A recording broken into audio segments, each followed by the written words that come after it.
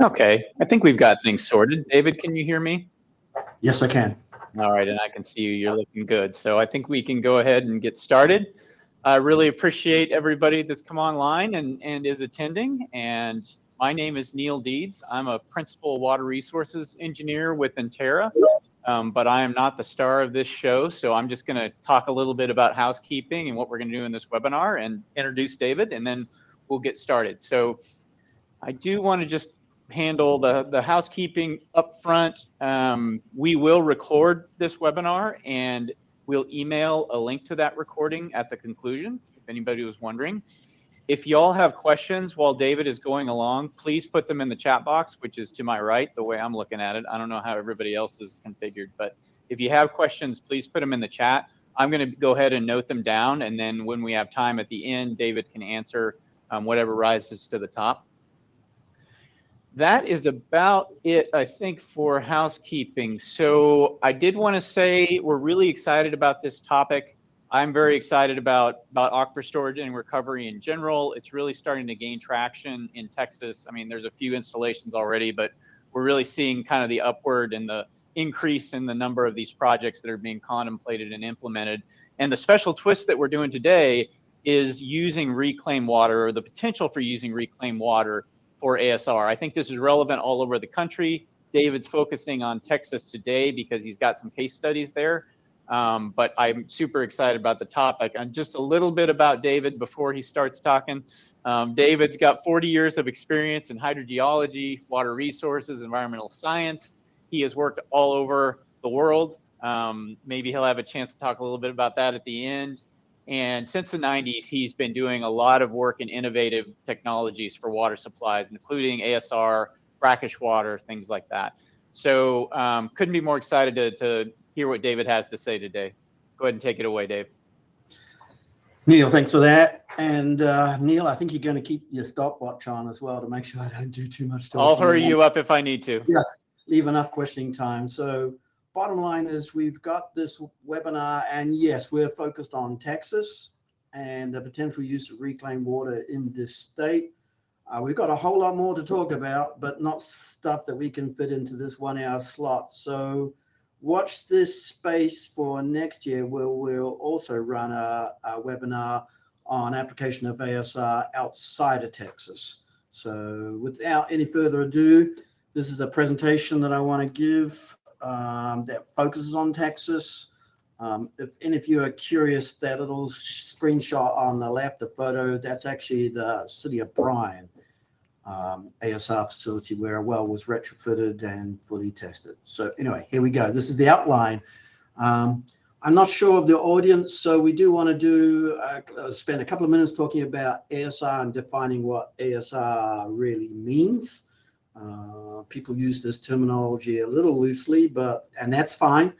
But I want to be focused on ASR itself and a little bit about why we're doing ASR in Texas, and more to the point, why reclaim ASR. So there's a background to this. I've been doing this for a while now, and all of us have a phased approach, and it's all about reducing risk. So I want to give you a couple of slides about phasing programs. And then, just as Neil mentioned, there are 3 case examples we want to go through: City of Bryan, Liberty Hill, and City of Temple. And before I move into any detailed discussion, I want to remember to give credit where credit due. And first of all, each of these utilities, I mean, they've clearly got foresight to be looking at these types of innovative approaches. So really hats off to these utilities for even contemplating these types of approaches. And then the second thing I need to really give credit to are the engineers that we work closely with.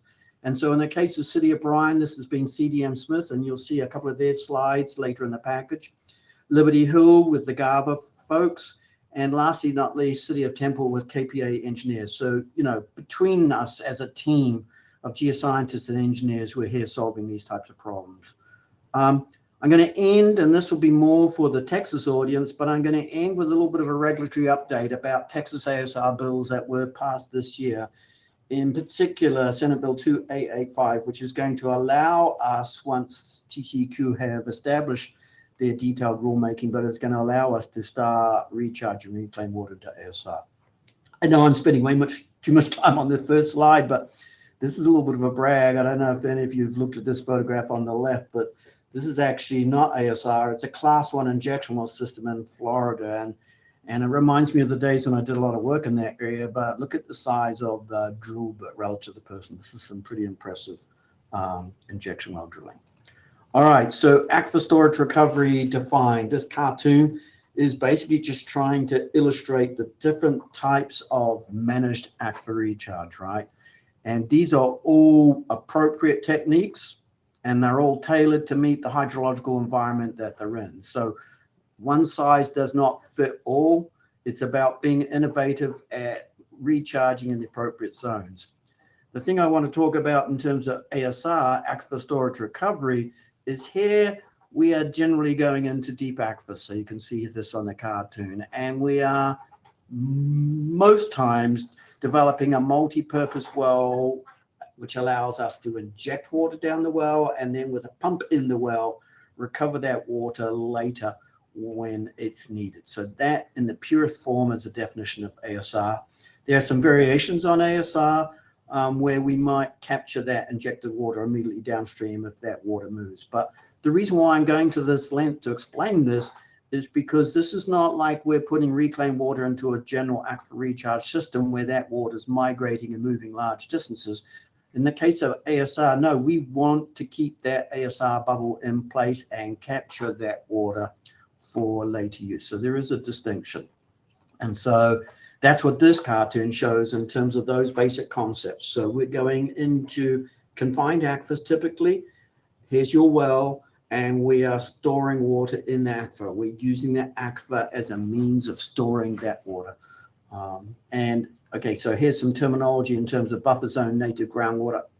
All I want to say here is there is mixing, and that's what this buffer zone is all about. So we've learned over the years to start recharging a greater volume so that all these mixing things that are going on between the native groundwater stored water is kept away from the well itself, which means our recovered water quality is improving. And here's typical ASR operations. Again, this is where we're storing water in an aquifer when we've got excess supply. And in the cartoon at the bottom, you can see precipitation, and you've got extra, in this case, surface water, and your demand varies. And then during periods either due to a drought or due to peak weeks during the summer months where demand is high, you are recovering that water back out of the well. So let's talk very briefly about Texas. The projects that are actually storing water are those listed on the left. So slowly but steadily, there's a growing interest and implementation of ASR. This is straight out of Texas World Development Board's webpage. So go and visit their site. They've got a lot of really good information on their webpage. But the purpose of putting this slide up was mainly to show the increasing interest in implementing aquifer storage recovery and aquifer recharge. So why reclaim water in Texas? I mean, for all of us living here and for those that are reading the news, we'll be aware that there is an increased variability in our climate. I mean, we're not going to talk about why and what we can do to mitigate against it, but we do absolutely need to respond to this. And this is a capture of what Texas looked like in terms of extreme drought not that long ago. And on the bottom, you can see the frequency and the extremity of these droughts that we're seeing as they pass through. And so in the past, we've considered recharging surface water. But with increased variability in the climate, we are not always having that surface water available every year. And so we have to start thinking creatively about harvesting stormwater, which we're not going to talk about today, but harvesting stormwater as sources of recharge. And we've got to think creatively about making better use of our reclaim or high quality treated wastewater as a source of recharge water. And I guess the only other comment I'm going to make in terms of reclaimed water is, I'm not going to dwell on this too much, but it could be argued that there's a balancing act about managing our aquifers sustainably long term. And so at some point, those critical aquifer heads are going to drop to the point where we have to think, okay, now what are we going to do? So increasing variability on climate and increasing demand for water. So this is part of the Texas Triangle, which a lot of people will be familiar with. These are actually quite old cartoons, but illustrate my point that we are basically experiencing unprecedented growth in this area. And we need to continue to strive to figure out how to maintain reliable water supply. And ASR is part of that portfolio of multiple projects to consider. All right, a few slides about implementation. We love to talk about how great ASR is, and it is. I've been implementing systems since the mid-90s, but we need to think about carefully phased programs for implementation because there's a lot of technical challenges that we need to think through. And this cartoon is just simply about those challenges below ground. So I'm not going to go through all of these, but certainly there's issues in terms of stratification and mixing that's irregular, trying to ensure we don't plug wells, making sure that there aren't adverse geochemical reactions, looking at all the water hydraulics and the confining layers. So we generally can't just put in an ASR well and everything works perfectly. We've got to implement a phased approach so that we implement with success and reduce the risk.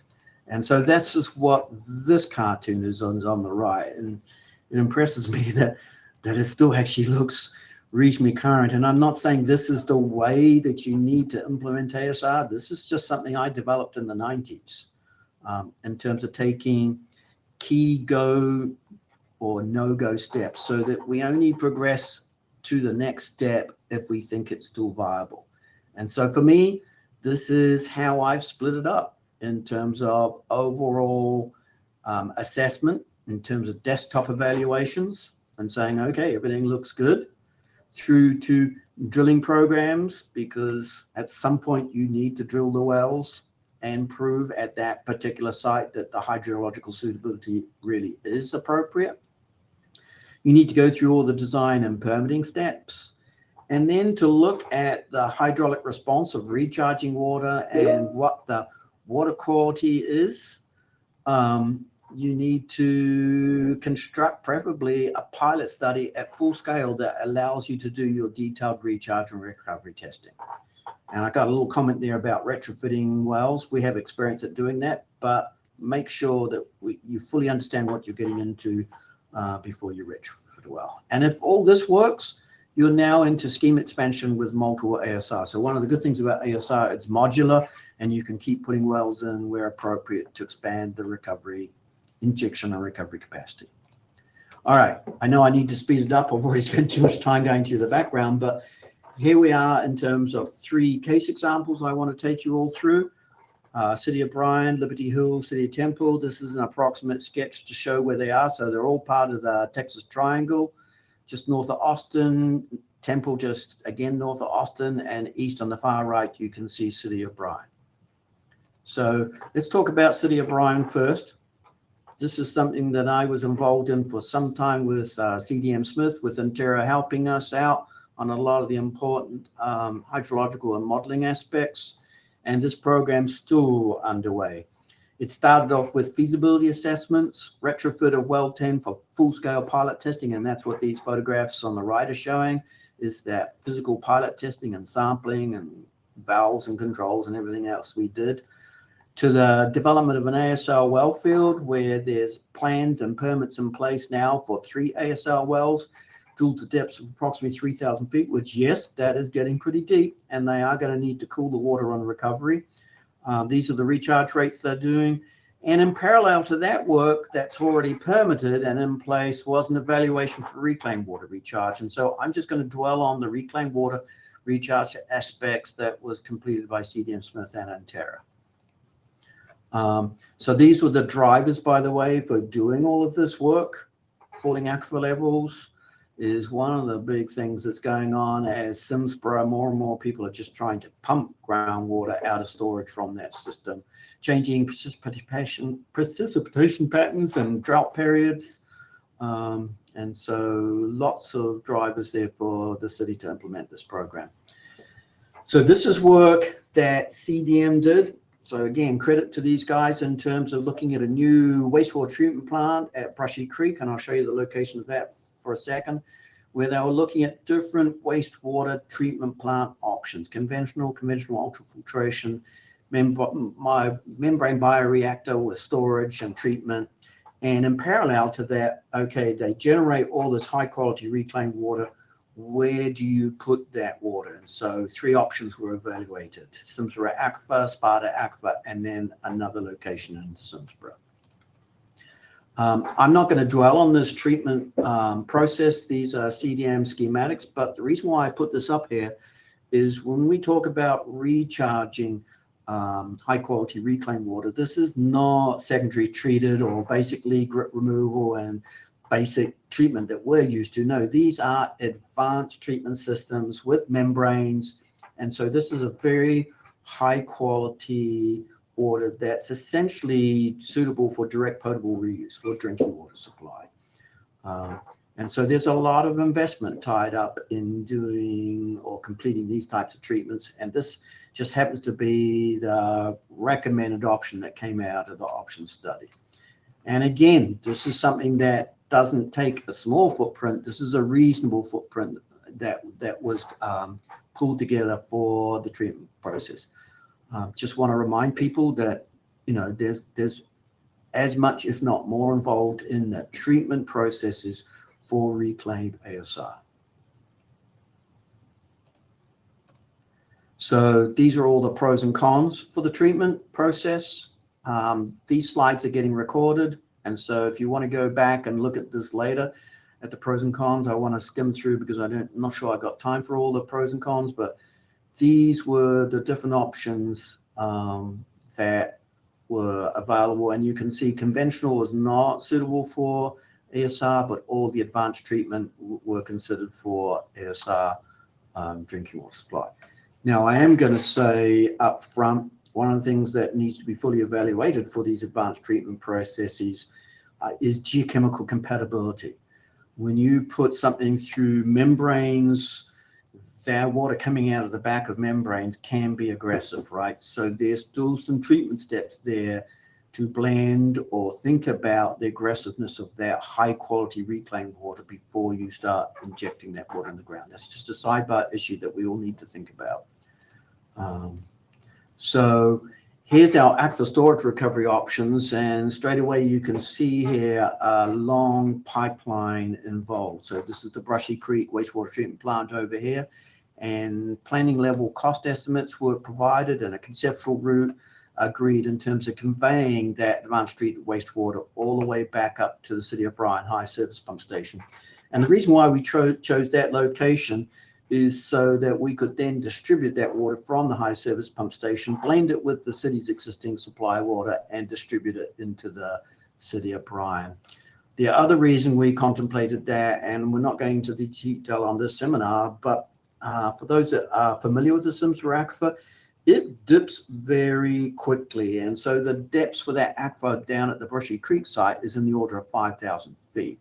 And the salinity well and truly over 10,000, more like 20 or 30,000 TES. So a very saline formation to go into. So it was felt the risk, the cost, the cooling, the temperature, all those things meant is not viable. So we had to look at options more in the zone where we thought hydrologically it would be viable. So that's why we looked at the Sparta, a shallower aquifer, but not capable of the same productivity, but in the vicinity of their site. And here, rather than just one well dealing with their supply options, you're seeing multiple wells being laid out. The option C, a variation on what I just outlined, but it's land that the city owned that was essentially a cross strike or a similar hydrological setting. And so just to summarize, here were the pros and cons of the different ASR options. I think the Simspur has proven the 2 MGD, one well could have worked, but there's a long pipeline involved in conveying the water. So I think one of my messages here that's a common theme for ASR is the best hydrological location doesn't necessarily combine with where your demand is or where your treatment facility is. So there sometimes needs to be some compromises in terms of, okay, can we still find hydrological settings that could work for us?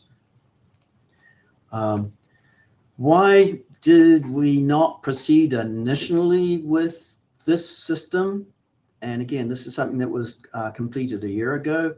Is back then the initial feedback from TCEQ underground injection control people, and this is them just going through their rules as they were stated out. But the treated effluent was still considered as a sanitary waste, which meant it could not be used. So I'm going to talk about those changes in the regulatory update at the end of the presentation. But that was the key thing that put this project back on hold back in 24.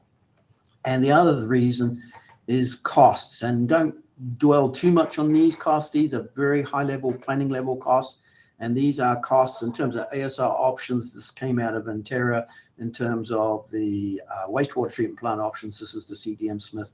But there's some big numbers in terms of some of the advanced treatment costs for the flow rates that they were considering. All right, let me move on to the second case example. And I want to touch on quickly in terms of Liberty Hill. Is essentially both a direct potable reuse program and an indirect potable reuse recharge program. This cartoon is showing the general location of land available and development that's going on. I mean, this area is developing at a very fast pace. And there is concerns by Liberty Hill in terms of how they're going to meet future peak week demands. Drought resiliency with a lack of aquifer recharge and lower Trinity aquifer in their area starts asking questions about the resiliency of their groundwater system. So they're in the program with GAVA taking the lead on all the engineering aspects of evaluating both direct and indirect potable reuse, piloting an advanced wastewater treatment plant for that community. And so where INTERA came in there was looking at the options of recharge and storage of high quality reclaimed water in an ASR system, and I say that because there's the possibility of recharging their Trinity aquifer to secure that well field from essentially going dry over time. And so that's what this slide is repeating, essentially what I looked at. The advantage of their new treatment site ASR is we can recharge right there at the treatment plant facility, but we do need to consider whether or not these recharge bubbles are going to drift and stay in place and all these sorts of things. So this aspect is still under evaluation.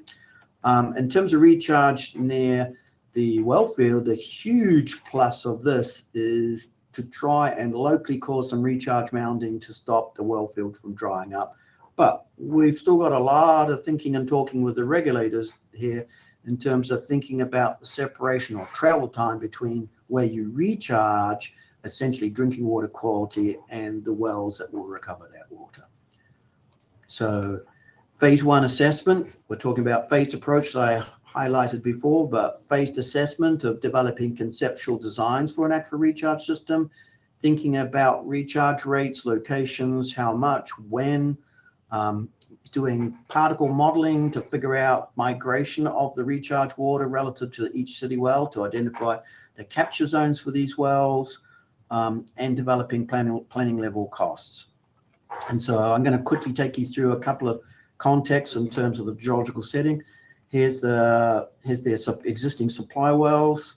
This is the location for the proposed advanced treatment plant facility. This gives you a sense of scale. And this is a cross-section sketch, and it is just a sketch, but a couple of really important things to highlight from this. This is their existing wells. This is the Glen Rose, Hensel Sand, Hoston Sand. This is the basic Trinity setup that they're capturing. But look at where all the water levels are currently relative to the top of these formations that they're doing. And think of the available drawdown of pumping with the pumps set right where they are. They're already getting to the extremes of how much water that they can pump out of these systems. And this Hoston sand is not that thick. You know, this is the scale here, 100, 150 feet. So there's not a lot of aquifer that we're dealing with. So these are the challenges. So this is the preliminary groundwater modeling that was completed to look at, okay, if we do recharge in the vicinity of these wells, what sort of recharge mounding we could expect. So if you've got an aquifer with only 100 feet of available drawdown and you're able to raise those water levels up 100 feet, that's pretty important for you. All right. So this is injection wells with assumptions of 200 gallons per minute, not a lot, but really important for this geologic setting and environment. So again, conceptual modeling to figure out would recharge mounding be beneficial. And then in terms of capture zones, this was the interesting thing. And it's in part due to the abstraction rates from each wells not being huge. But look at the scale in terms of the capture zone. In this case, this is just 30 days, but 60 days would be, you know, not double the number. But bottom line is, look how close these recharge wells could be. But the important criteria here is locating wells, you know, matching the urban setting of where you can actually put some injection wells, along with wanting essentially to put them upgrading to the generalized groundwater flow direction. So that's what this modeling work for all of the locations. So this is just an example for a couple of the wells that were considered. All right, so moving on, and hopefully there's going to be some questions that we can answer at the end of the session, but moving on to the third case example. This is City of Temple, north of Austin, where they're developing ASR to meet a significant industrial demand. And so these aren't the actual well locations that are being, you know, finalized. You'll see some slides where there's some variations on this, and I'll take you through a couple of phased history for the City of Temple. I'm saying long-term insufficient surface water resource to meet projected peak week water demand. That's probably a fairly aggressive thing to say, and to be fair to the City of Temple folks, the better expression would have been insufficient surface water resources when you get these very large industrial demands coming in on top of their existing urban supply. So really, this is a practical solution to think about ASR and ultimately to use treated wastewater for this non-potable industrial use in this local area. And so ASR is projected to balance the demand variability by storing water when it's available. And then during those peak week months where there's a very high demand for water to meet their regular city supply, recover that water to meet the localized industrial use. And ultimately, a 4-well ASR system is being contemplated, where while we go through all the permitting steps, initially look at treated surface water for the recharge source, but in time swap that over to the recharge of reclaimed water. So a good implementation program. And so this is what's being completed so far in terms of their phase program. Test well drilling and a full-scale production well is now in place. We're in the middle of obtaining authorizations for pilot testing. So those permit packages are being pulled together as we speak for full-scale testing, free charge and recovery to confirm the well hydraulics and water quality changes. And modeling, which I'm going to just touch very briefly on, has been completed to identify potential ASR well sites for an expanded system. But I've got to say, these are still tentative sites. They are not finalized. This is for the city to finally agree what they're going to do.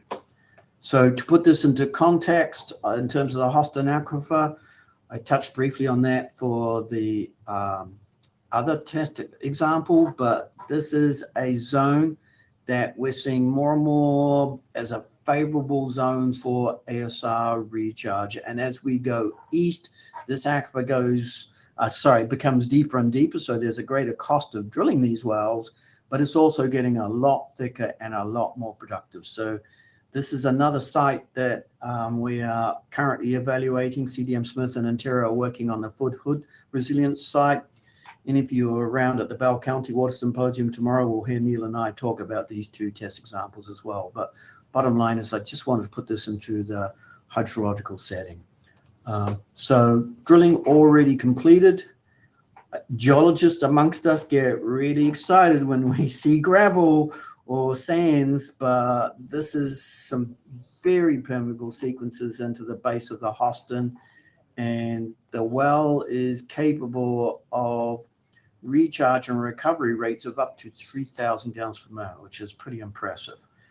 So although the drilling is, in the depths of 2,000 plus feet deep, fewer wells are required to be able to recharge some pretty significant volumes. With Hostin thickness at the well one side, I think it's like actually 367 feet, something like that. Neil, you might be able to correct me on that. But bottom line is those thicknesses means it's capable of storing large volumes of water. And let's just think about that for a second in terms of a reservoir, because a lot of people see a well and say, well, Dave, how do you store that much water? I mean, I can see all the water in a surface reservoir.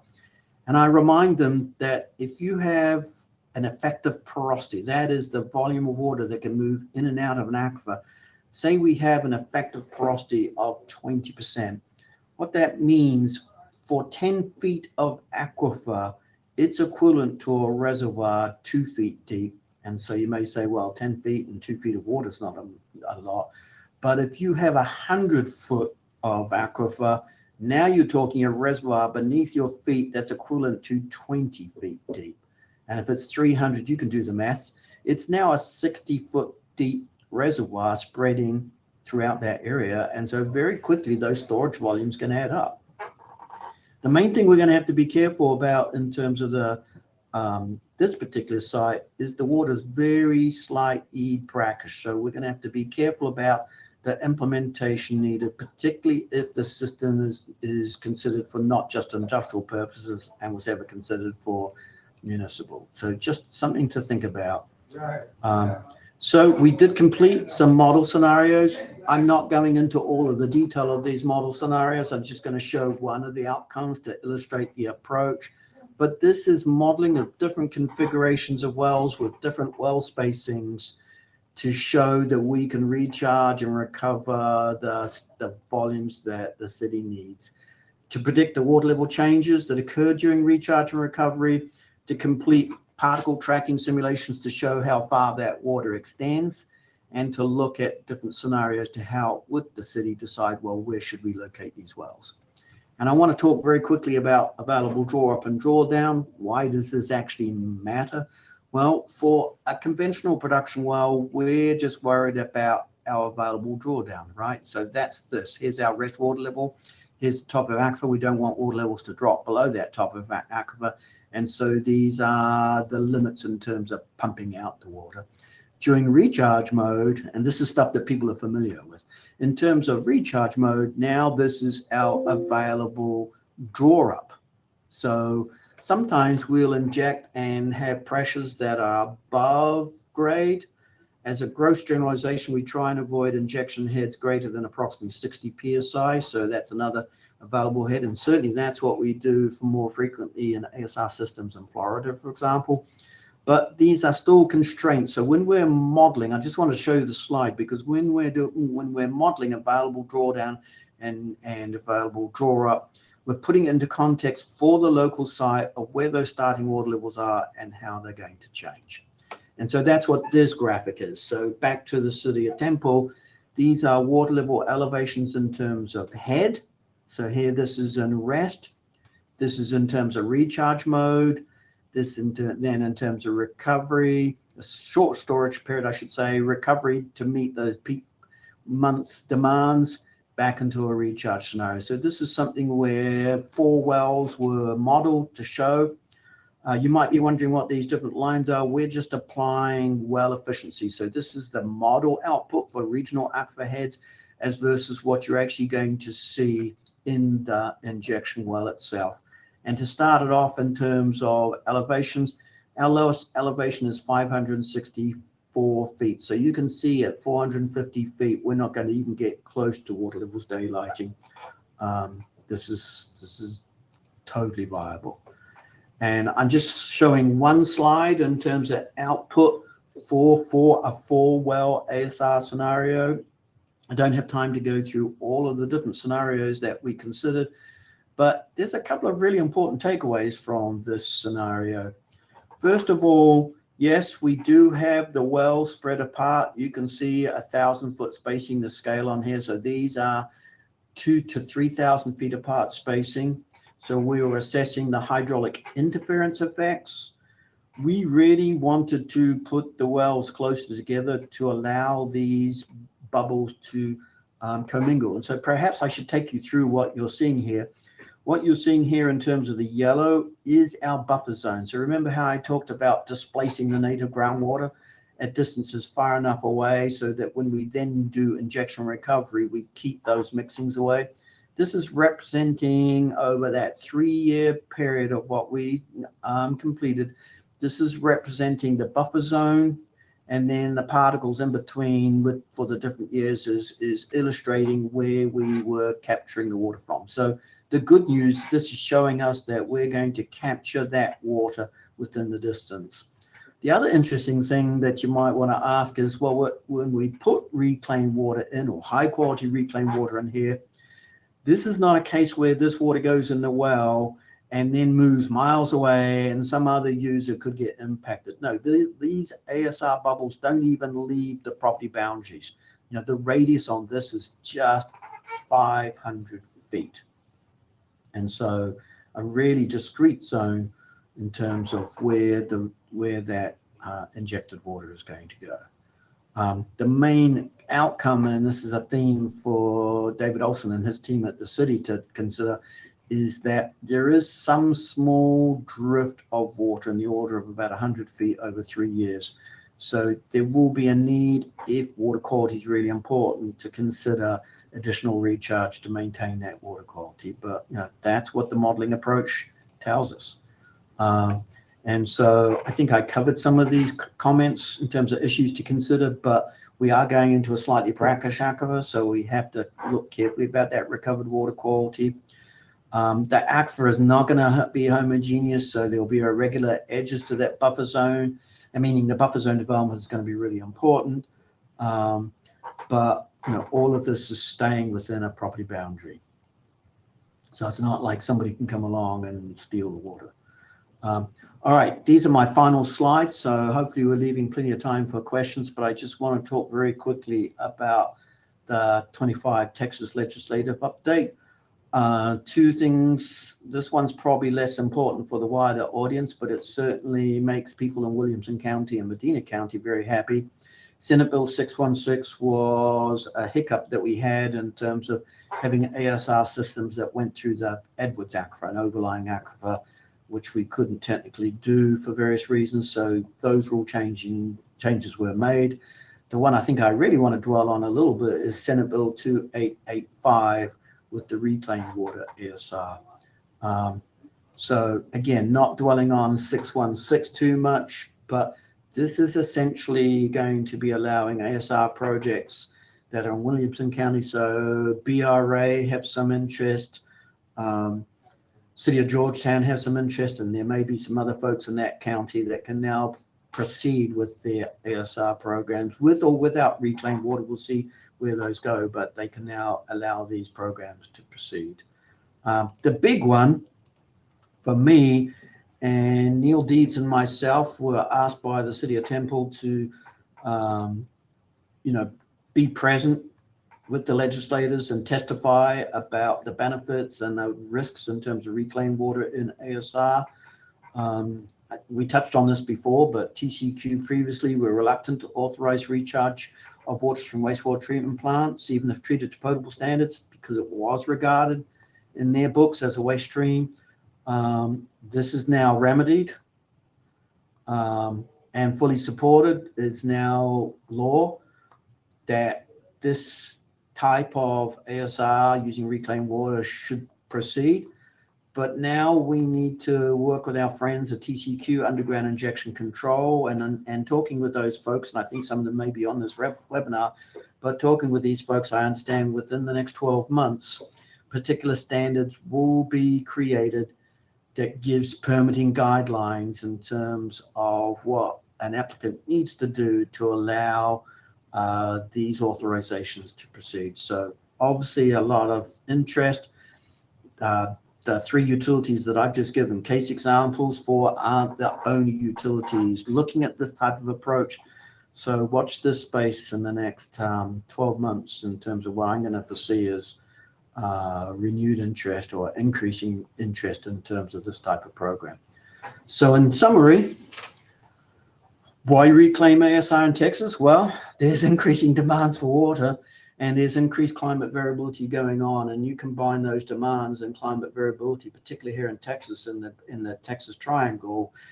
Our traditional sources of recharge water are not always available every year, especially the surface water. So we really are having to become more innovative at looking at where we can, source those additional recharge waters. Not all aquifers are being sustainably managed, and climate variability also impacts our aquifer recharge. And although we're not actively looking at reclaimed water for aquifer management so far, I mean, the focus is on just using aquifers to store that water. At some point, I envisage that we are going to have to get more innovative in terms of trying to more sustainably manage these systems. So there are multiple aquifers that are evaluating the use of these advanced treated wastewater. I'm personally, or rather I should say the INTERA team is personally involved in 6 of these sites, and there's more out there for sure. And the legislative changes in Texas should help streamline the future permitting in the system. So we're looking forward to the next chapter. So I think that's my last slide. Yes. So open it up to questions, Neil, and I think I did my timing within 2 minutes. So you nailed it, David. I hope you're that good tomorrow as well. Yeah, there's really been some great questions in the chat. I've taken some notes, David, so if you'll just let me moderate a little bit, I'm going to point you to various questions as we go along, and they're still coming, but we'll see what time we have. So the first one was from Brian Boyd of BB&A, right here near Austin, and he asked if there's any active projects that are focused on just recharging the aquifers. So in other words, adding water and not taking it back out. So do you know of any of those? So are we talking reclaimed water or just aquifer recharge in general? Ask in general. I mean, the short answer is yes. I mean, that's exactly what El Paso is doing, for example, right? So now they're focused on surface recharge. They started off injection wells, and there's a whole story to be told about that. But they're now doing managed aquifer recharge in terms of surface infiltration basins with advanced treated wastewater to maintain their aquifer system. So, it's active recharge of that aquifer. It's not taking water out at that location. It's recharging an aquifer. So I think there's been some history of the Edwards Aquifer Authority facilitating projects that recharge the Edwards as well. That's the only I can think of in Texas.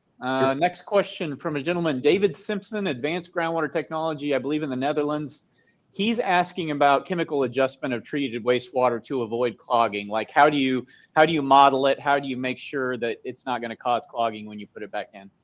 So yes, our standard go-to tool is using a model package called FreakC. So we're looking at geochemical compatibility between the injectate or injected water and the native groundwater quality and the rock properties. And so there we're looking at, for example, saturation indexes and looking at different parameters and saying, okay, what's the probability of this recharge water precipitating out in the formation and causing plugging? I mean, you've got to remember that plugging is due to a whole range of things, dissolved oxygen, cascading water down wells, all other things that we need to think very carefully about. But in terms of water quality, yes. So that's why I hinted at in terms of the reclaimed water. We are going to need to do some more geochemical modeling and think about if we need to adjust either the pH or the concentrations of parameters to be sure we're compatible. Makes sense. David had a couple more questions, but I'm going to get to some other folks' questions, and then we'll circle back if we have time for David Simpson. So Stephen Ferentz is how I'm pronouncing it, from Pacific Northwest Labs. For those of us not familiar with the ASR industry, what's the typical time scale for a project from initial site selection to full-scale implementation? I hear this question asked a lot. Yeah, so I've seen programs implemented in 3 years, but often they'll take longer, and it depends on what you define as a program, because when we do a pilot test project, we'd like to do a full-scale ASR system, and you have a working ASR wells at that point. And so some programs take a lot longer to implement in terms of their ultimate build-out capacity, right? But, you know, if you think about the steps, you've got desktop, you've got permitting, and different locations in the US take different timeframes for those permitting steps to take place. And then you've got the drilling, testing, and operations. But I would say you're talking 3 years plus. So it's not something you do in a year. Yep. I would agree with that. Next question from our old friend Lori Council, now of the Groundwater Protection Council. What are your plans for evaluating geochemical compatibility at these sites? Do you plan on taking core samples to assist with this endeavor, as well as testing for physical properties? So I think our initial interest, Laurie, is more about interaction with the native groundwater than the rock matrix itself. But you're exactly right. I mean, part of our toolkit is coring and doing some analysis on that core material to see what potential issues there could be. And there's a lot, and it's all aquifer specific, right? I mean, you can get some aquifer systems that may have clays in the sand or sands that are prone to swelling. So those are different evaluations that you can do. You may have fracture geometry in a limestone or mortar point in the dolomite, and we really don't worry about that stuff. So it's site specific, Laurie. Do you have a feel, David? This is just my own question of what the cost per foot is of doing coring these days. I mean, it was expensive 5 years ago when I saw it done. I'm sure it's even more expensive now. I honestly don't have the latest number, but I would advocate for coring in some of the first pilot wells that you do drill. Even if you don't use that core material, preserve it and put it to one side so that if you need to look at these things that Laurie's talking about, you can do that. It's always a challenge because when you're doing wireline coring, sometimes you make decisions on, okay, do I wireline core the entire injection interval and then capture what rock we're going to do? I mean, I've done that before. Or do you capture short sections of 10 or 20 feet, whatever it is, and hope you've captured the best representative cores? So there's always those sorts of debates. But some of my very early ASR work, yeah, those core routines were standard on the first well. Once you've understood all of this, you're not doing that with the subsequent production wells. But the first test well where you're really trying to get into the weeds, yeah, it's a good thing to have. Makes sense. Next question from Marley. I don't have a last name, at Carnegie Mellon University.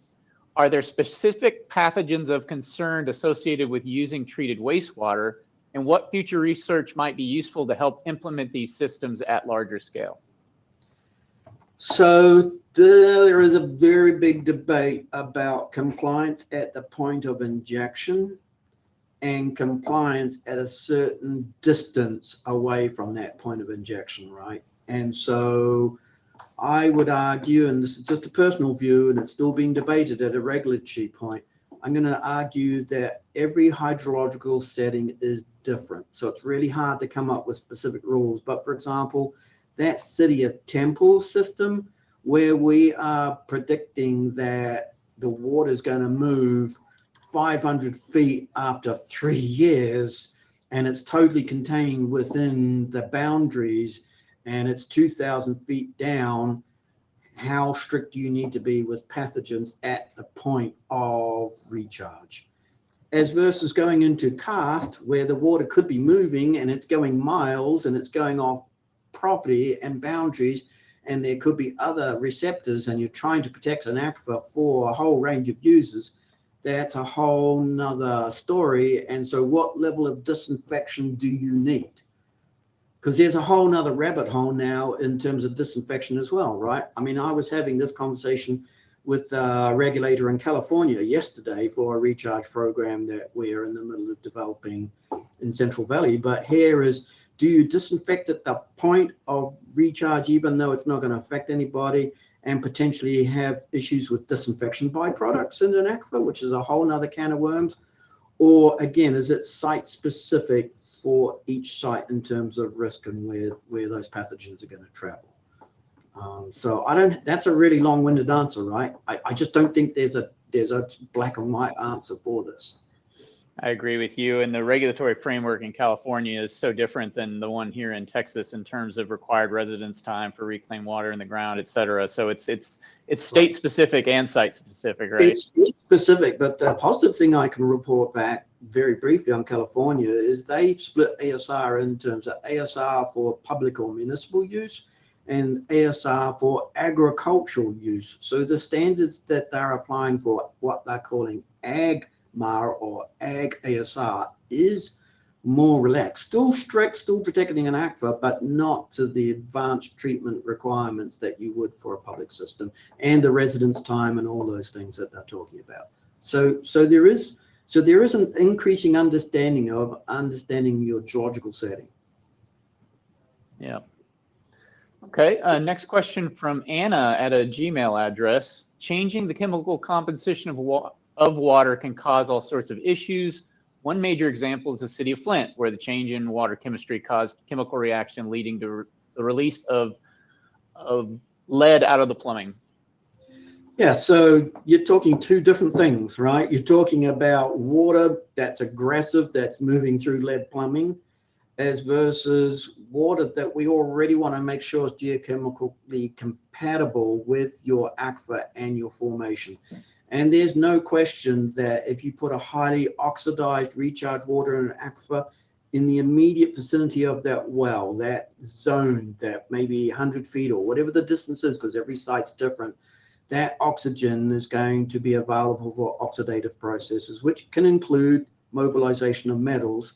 But again, as soon as that water goes from an oxidative state to a reducing environment, those metals have been shown to drop back into the formation, at a given radial distance from the well. So I think trying to say if there's things about flint and lead and pipes as versus ASR, I don't agree that you can link those two things together. They're totally separate. I think I'm going to jump to a relevant question from Fatih Gordu from JEA in Florida, who we know. He asked, have you had to deal with any arsenic mobilization issues in Texas? This is one of the biggest challenges in Florida. So it was a big challenge in Florida that I actually was active with. And back in the day, we did core material and sent those cores off to the Florida Geological Survey for leaching studies and oxidative stuff. There were a whole lot of us that were active at the time when that first kicked off. In terms of Texas, there's at least one site that did come up with some arsenic issues. That through repeat flushing has shown the arsenic to drop, and I believe that particular utility plans to reenact that site and carry on with some further work. But as a gross generalization, it's not the issue that we saw in Florida. I agree, and there was a small, and maybe you're talking about the same one, David, but at Ruby Ranch, there's a very small system that's under the regulation of Barton Springs District, and they were seeing some elevated arsenic, but they had over recovered. Basically, they pulled their buffer zone back into the well, and that was really the reason they were getting. Yeah, our buffer zone is intended to have a zone where those reactive things are occurring. And Exactly. Once you get back to native groundwater, that's not impacting your native groundwater, right? And the zone that's the fresh water is the stuff that we recover. So you're exactly right, Neil. One thing I hate to see is folks where they do test and they bring all the water back out again to see what's going on. I said, well, you're just bringing that reactor front back. Why do you want to see it? Right. Question from, I'm going to butcher this name, Raul Nogueras, I'm guessing, from Canal Madrid in Spain. And he asked, in terms of evaluating hydrofracturing pressure limits, what do you consider safe? So we don't hydrofracture, period. All right. So there are very strict rules here in the US in terms of different injection well classes. So we've categorized injection wells in different classes, right? ASR is in a class called class 5. We cannot inject that at pressures that will propagate fracturing, period. And so we're operating at pressures way below that. In fact, many of our systems, we don't even want to bring our groundwater levels to ground surface. So not something that we do. Right. Okay, from Sid Flannery at a Gmail address. Has consideration been given to PFAS compounds in the treated wastewater? Treated domestic wastewater can sometimes be high in these compounds. So domestic wastewater, we should get our wastewater treatment people, our friends in that community, answer that question. I'm less familiar with that being a common problem, but when there's mixed wastewaters from urban areas that are not just domestic, but a whole combination of stuff, we are seeing PFAS. And yes, none of us want to see forever chemicals injected into aquifers, and that's something that advanced treated wastewater, when that's gone through a membrane, that's a treatment technology that's going to be removing PFAS, PFOS, those sorts of things. But watch this space in terms of where the community goes. But as a general statement, no, we're not in the business of putting forever chemicals down a well. And I think that, going back to our friends out in California, there's been some implementation of wellhead treatment and those kinds of things to make sure that that type of injection doesn't, or that the PFAS doesn't make its way into the groundwater system. Injection wells, correct. Now, there's a whole separate debate about what's happened in the past for surface infiltration basins and what level of in situ treatment you're getting as that water percolates down towards the water table. But yeah, I think the whole community is watching this space and figuring out from a technical perspective what our best next steps are. Okay, we got 2 minutes left. I guess we'll do one more question from Cameron. Do you expect rules for implementing SB 2885 will require storage periods between injection and recovery to be equivalent to travel times for indirect potable reuse? So in other words, are you gonna have to leave it in the ground longer? Yeah.